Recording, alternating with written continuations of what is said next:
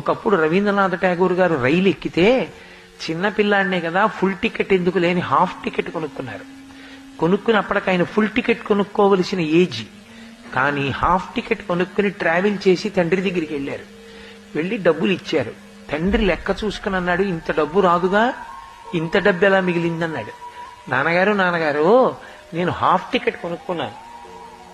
Half ticket కొనుక్కుని ట్రైన్లో నన్ను నీ ఏజ్ ఎంత అని అడిగితే, ఏదో 10 ఏళ్ళు అయితే ఫుల్ టికెట్ కొనుక్కోవాలనుకోండి, 11 ఏళ్ళైనా నేను 9 ఏళ్ళు అని చెప్పేశాను. రైల్వే టీటీఈ నన్ను కనిపెట్టలేకపోయాడు.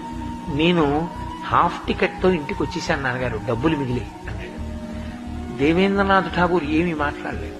ఆయన వెంటనే ఫుల్ టికెట్ కొనుక్కుంటే ఎంత డబ్బు అవుతుందో అది, హాఫ్ టికెట్తో ట్రావెల్ చేసి అబద్ధం చెప్పి వచ్చినందుకు కట్టవలసిన పెనాల్టీ ఎంత ఉంటుందో ఆ డబ్బు కలిపి కొడుక్కిచ్చి, చాలా తప్పు, ఇవాళ ప్రభుత్వాన్ని మోసం చేశావు హాఫ్ టికెట్ అని, ఇది అలవాటై రేపు పొద్దున్న ఎవరినైనా మోసం చేస్తావు.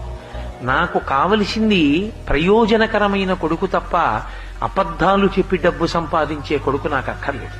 నువ్వు ఈ డబ్బు పట్టుకెళ్ళి రైల్వే వాళ్ళ దగ్గరికి వెళ్ళి, నేను హాఫ్ టికెట్ అని చెప్పి ట్రావెల్ చేశానండి, నా ఏజ్ 13 ఏళ్ళు, నేను ఫుల్ టికెట్ కొనుక్కోవాలి, నన్ను క్షమించండి అని చెప్పి ఈ డబ్బు కట్టేసి పెనాల్టీతో కట్టి రిసీట్ తీసుకుని నాకు వచ్చి ఇచ్చేసేయి అన్నాడు. రవీంద్రనాథ్ ఠాగూర్ వెళ్లి రైల్వే స్టేషన్లో చెప్పి డబ్బు ఇచ్చేసి పెనాల్టీతో రసీదు పట్టుకొచ్చి ఇచ్చాడు. ఆనాటి నుంచి రవీంద్రనాథ్ ఠాగూర్ గారి జీవితంలో అబద్ధం చెప్పి రూపాయి సంపాదించడం అన్న మాట ఇంకా ఆయన జీవితంలోకి వెళ్ళలేదు.